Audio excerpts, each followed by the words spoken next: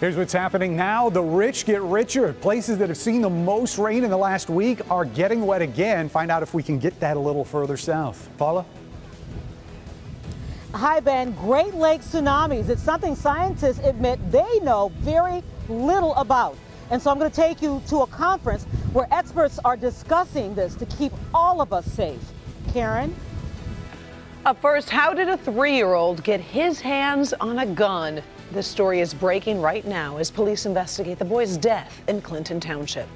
Local 4 News begins right now with a breaking news alert. Good afternoon, everybody. I'm Karen Drew. There are a lot of questions swirling around the death of that 3-year-old boy this afternoon. Police say it looks like he shot himself. But how did he get the gun? Our Steve Garagiola is at that apartment complex where this happened. So, Steve, what happened here? Well, Karen, it's just a heartbreaking tragedy. The little boy is dead, and there are still so many questions. Family and friends have gathered here trying to show support for each other. What we know, it appears there was a man here who had a gun. He apparently dropped the gun. There were children outside playing. This development here is filled with young families and children. Among this group of children, it appears a 3-year-old picked up the gun. He either pulled the trigger himself and shot himself, or possibly dropped the gun and it went off, the shot hitting him in the side, and he was killed. I spoke with some neighbors who did not wish to go on camera to talk about this. They are all very shaken by what happened here just several hours ago.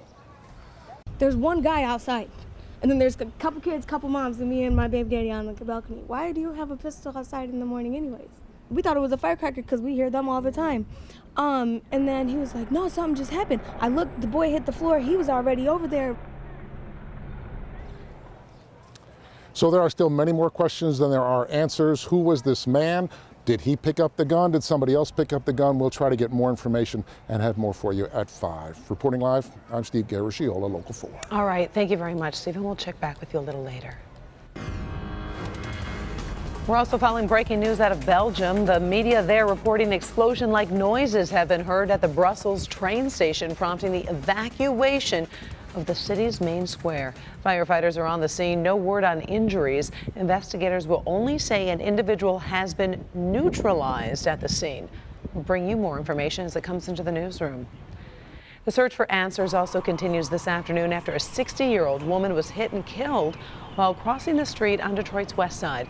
Police say the woman, who was using a walker, was crossing 7 Mile Road near Trinity last night when this red SUV hit her and kept driving.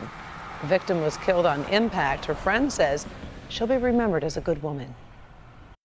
She was a good woman. She just was. And I mean, she didn't deserve what happened to her. She really didn't. This guy came flying down through it. As I was told, he hit her. He was doing, but they said doing about 60 or 70 miles an hour, and just hit her and kept right on going. Police believe the car that hit the woman was a Saab 97X and likely has damage to the front bumper.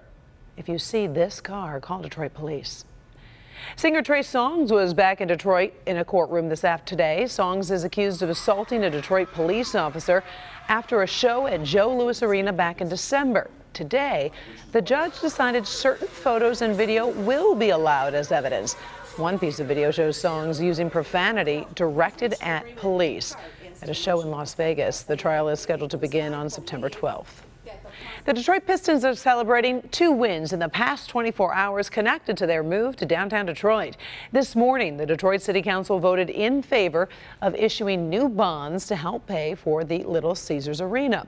That vote allows the city to issue $34 million in bonds. And last night, a federal judge denied an injunction to cut tax funding to the arena. The Pistons still need official approval from the NBA to make the move, and that could happen next month. First forecast starting to feel like Groundhog Day as Ben Bailey is watching for scattered showers yet again. So, Ben, what's the latest? Yeah, but the difference today, Karen, is we don't have any thunderstorms out there right now. We may get a rumble here and there, but it shouldn't be anything nearly as strong or as intense as what we saw yesterday. The places that are getting the rain are the spots that have seen it for the last 7 days. We're north of 69, Sanilac, Lapeer County. That's where a lot of this rain is falling. We're starting to get some scattered showers work their way south down towards Howell and Brighton, but south of that, it's a whole lot of nothing right now. Gradually, we may see a few more scattered showers develop south of there. Fingers crossed, because I know a lot of folks are looking for it. 76 falling into the 60s tonight. Those showers should dry up before the sun goes down. We'll talk about what's to come for our first day of summer in just a few minutes, Karen. All right. Thank you very much, Ben. There is a big battle brewing in Washington over some big legislation that could impact the lives of nearly all Americans. Devin Scillian joins us now from the newsroom, where he has the latest on the legislation that could replace the Obama health care plan. Well, Karen, the Obamacare replacement plan that passed the House of Representatives was not even taken up by the Senate. And right now, the Senate plan is taking shape not in public, but behind closed doors, with just 13 senators writing it up. Democrats are angry that this very complex plan might come with a quick vote with little discussion, and might be like the House plan that the president described as mean, as you'll recall. That's what Donald Trump said on June 13th, 2017. For once, on the topic of health care, I find myself agreeing with the president. His health care bill is mean. So Senate Democrats are now considering ways to slow down the vote. The White House press secretary says he does not know if the president has seen the plan yet, but he does want it to have a certain character. The president clearly wants a bill that has heart in it. He believes that health care is something that is near and dear to so many families and individuals. He made it clear from the beginning that that was one of his priorities, and as the Senate works its way through this bill, as the House did, any ideas are welcome to strengthen it, to make it more affordable, more accessible, and deliver the care that it needs. But this is an area that the president believes passionately about.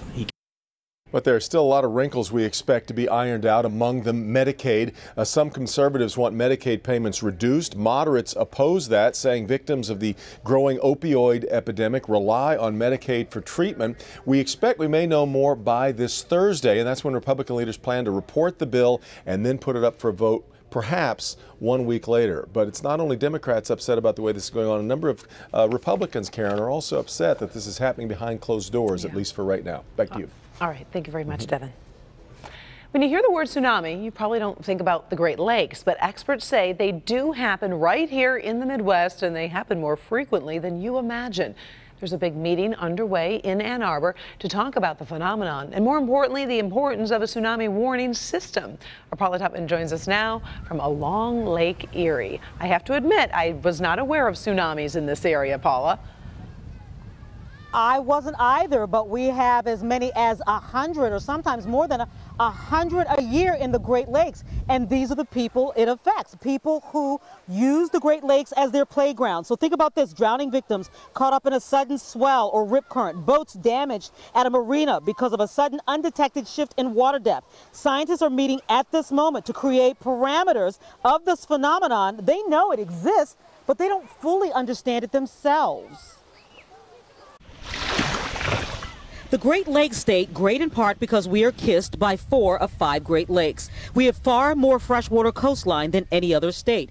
The ways of our big water matter because in terms of commerce, recreation, and safety, we are nearly surrounded. But now we kind of need to start relying a little bit more and more on remote sensing. And that's why it's important to note the gathering of scientists from all over the world right now. Organized by the Cooperative Institute for Great Lakes Research on the campus of U of M, scientists from all over the globe have been brought together to discuss a phenomenon called meteotsunamis. Oceanic tsunamis are caused by earthquakes. Meteotsunamis are caused by atmosphere and are prevalent in our Great Lakes. So we're talking about a storm front moving across the lake, creating a wave in the water under that storm front. This is what big waves look like off of Lake Michigan. Their power is undeniable. But in a meteotsunami, the power can seemingly sneak up, hit, and run. This animation recreates 2 Great Lake meteotsunamis in Chicago in 1954. It took 7 lives. And by recreating it and showing how the atmosphere transfers its energy and disperses it along the shoreline. A thunderstorm moving across the lake and moves past. And what it does, it gets the lake to respond. So that wind, that fast wind and big change in pressure that's associated with a thunderstorm, creates a wave on the water. By understanding that 9-foot waves in the red, the trough of that wave in blue, which could be as much as 9 feet, by understanding that 18-foot differential, scientists can better understand its power and how to create a warning system. It's suspected that we experience more than 100 meteotsunami events every year. And the thing about a Great Lakes tsunami is it doesn't have to sweep over the land to kill, injure, or destroy. So what we're wondering is if the meteotsunamis are an added factor of people drowning from rip currents, waves, and things like that. So maybe not the cause, but are they adding into it by that slow change in water level? So other countries are way ahead of us on this. They already have warning systems. They have a better understanding of the phenomenon. Many of those experts are in town right now, really trying to get local experts to understand this. And as you can see, it is really important for scientists to understand it so they can educate us, Karen.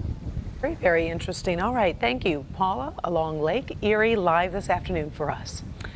Still ahead, first at 4, Tiger Woods tweets a message to fans about how he's coping after his recent arrest for driving under the influence. And Dr. McGeorge is working on something for us. Hey, Karen, you know, 31 million Americans experience lower back pain at any given time. In Good Health, could yoga and meditation help ease that pain? I'll reveal what the newest research says. Up first, a massive data breach with a new twist. This breach has ties to a political party instead of a retailer or bank. What you need to know next. Is he really? Coming up all new on Local 4 News at 5 and 6. Our school project here at Thurgood Marshall wrapping up along with the school year. Now we're going to take a look back and show you the big changes made inside this building. In this Help Me Hank security alert, we are tracking a massive data breach today, but this breach does not involve a retailer or credit card company. It involves nearly 200 million American voters. A Republican data firm left personal information for all those voters exposed online. The information included names, birth dates, and addresses. The good news, it did not include social security numbers, which is what scammers really need to steal your identity. The company, Deep Root Analytics, says the info may have been exposed for 2 weeks. We have posted information on what you can do if you fear your information may have been exposed, and you'll find that on the Help Me Hank page at clickondetroit.com. In Good Health, using yoga to ease back pain. New research finds it works even in people who think it probably won't. Dr. Frank McGeorge is here to explain. I know personally I've tried this and it has made a huge difference after my back injury. It helps a lot of things, actually. And a new study, in fact, finds that a lot of people who never thought that yoga would help actually did when they actually did it, they had big benefits. This is the way yoga is most often portrayed in the media. Drop the chest, relax the shoulders. Which may be why the idea of using yoga to actually treat back pain generated this response. When you say yoga, it's like, huh? Yoga? Yeah, right. But researchers at Boston Medical Center found yoga is just as effective as physical therapy at easing chronic back pain and improving function. The study included 320 people, mostly from underserved areas. Back pain in low-income, predominantly minorities, has a greater impact in terms of causing more disability, more unemployment, and greater amounts of suffering. Exhale, going to the left. An accident on the job as a maintenance technician severely injured Dakari Rashada's back and meant he had to stop working. We was headed towards epidural steroid injections, possible surgery. And then, you know, the door opened up for this alternative type therapy. Yoga, along with acupuncture and Tai Chi, helped almost immediately. Honestly, I'm committed for life to this yoga thing because I'm feeling 100% better and I want to stay feeling better. Now, the yoga program in the study was designed for people with chronic pain issues, and it included more gentle poses than a standard class. Now, in fact, a growing number of hospitals are incorporating yoga into their treatment options, so it's definitely something to consider. I really like his response. I like this yoga thing. Yeah, this yoga thing. Right. But I think a lot of men sometimes, and not stereotyping, they think, oh, I don't know if that's going to really make a difference. So it was nice that he gave it an opportunity to see if it worked. And I think that's probably true of the more macho men. Yes, that's right. All right, thank you, Doc. Let's send it over to Ben Bailey for another look at our weather. Hey, Ben. Namaste, Oh, Karen. It's I was going to say totally, but I don't think totally is. That could be a yoga way. You know more than I do, that's for sure. The clouds are starting to come out, but it's a very comfortable afternoon out there. 79. Humidity is not a worry of ours right now. Winds are out of the southwest at 16. We will see some warmer temperatures later this week, but we've got to get summer here officially, which comes in tonight, 12:24, just after midnight if you're counting down the hours. Temperatures look a lot like they did yesterday before those storms rolled in. We're at 79 at Metro, 79 also in our south zone, but in places where the rain has shown up, mainly north of 69, it is cool. So if you've got your toes in the water up there in Lexington, imagine that's probably pretty chilly up there. Christine sent us this shot on Storm Pins. We'd love to see your photos. I know we get a lot of them on Facebook, but don't forget our app is absolutely free and it's the best way to get weather photos to us here at the local forecasters. So here are those showers right now coming in out of the Saginaw Bay and the Thumb. They're trying to work their way south, so I know a lot of folks who have missed out on the rain so far, hoping that some of the stuff in West Michigan actually makes it over here. That line is weakening a bit, but we will see showers at least scattered around through about the next few hours. Technically, that disturbance not going to be completely through here till midnight, although a lot of the stuff is out ahead of it, so we should be dry prior to sunset in most locations. High pressure settles in tomorrow, and that means dry day all day Wednesday. Thunderstorm chances, though, do return on Thursday, mainly in the afternoon, and will be with us hit and miss through the start of Friday as a cold front comes through, and that's going to bring us a little bit more tolerable weather as we head towards the weekend. 58 tonight. Skies becoming mostly clear after those showers take off, and in our 4-zone forecast, we're going to look at lows tonight, which are going to be, we'll call it unseasonably cool, still about 3-4 degrees below average for this time of year. 58 in the city, a lot of mid-50s up here in central parts of Oakland and Macomb County. South zone temperatures anywhere between 52 out in Onstead and mid-50s closer to Lake Erie. West zone lows very close to those 40s. We're right around 50 degrees here for lows tonight through the entire zone, and ditto for the north zone. We'll stay away from 40s at least in name, but it's going to feel pretty cool, especially up in Sanilac County by tomorrow morning. Here's your 7-day forecast. Notice the temperatures do start to rise here Thursday and Friday. There's going to be a little bit of a spike in humidity as well, and then the numbers behind that front come down for the weekend. Chances of thunderstorms here Saturday and Sunday. Both days look primarily dry, and well, you knew that. Monday, at least a chance of a shower as the fireworks get started next week. Karen? All right, thank you, Ben. Trending stories next, including a message from Tiger Woods.